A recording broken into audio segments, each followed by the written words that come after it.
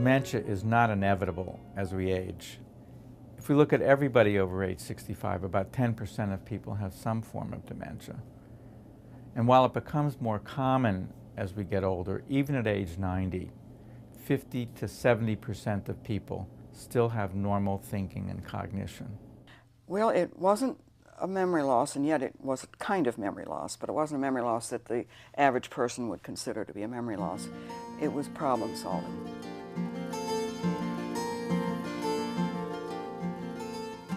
There are some things that people shouldn't worry about. Misplacing your glasses, your keys occasionally, having trouble coming up with a name even though you know that somebody's familiar, those seem to be accompaniments of normal aging.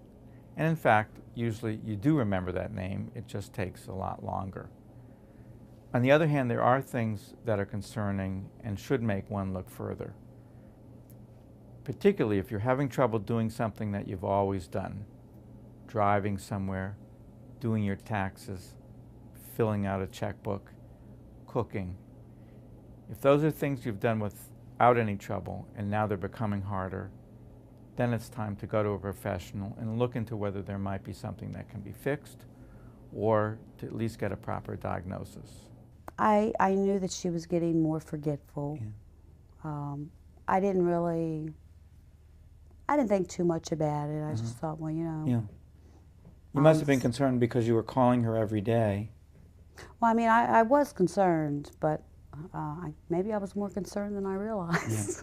Yeah. She would seem to be having difficulty, and I thought, she just doesn't want to set the table. This isn't good. I have to push her. So I would push her, and all of a sudden she broke down and just said, "I'm so sorry. I've just forgotten." I took her to Florida, and that was the first time that I had been with her on a continual basis, 24-hour basis. And I noticed, like, late in the afternoon, periods of confusion. Where are we? She thought she was back in Catonsville, where she lived at. And I mean, and it happened every day we were there. Yeah.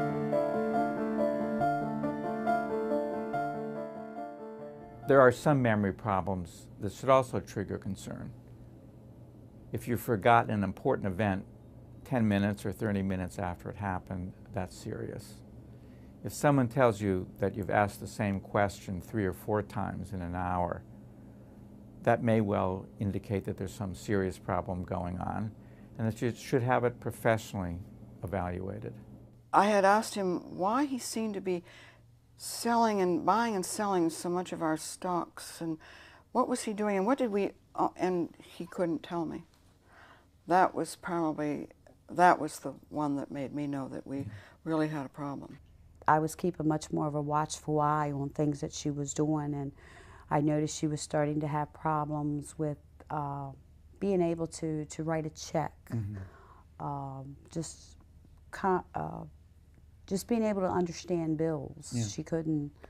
She was getting, so she couldn't take care of her finances. And then very slowly, what started to happen was, if I was on the phone with her, she would turn around and ask my father, "Where did we go? What did we do?"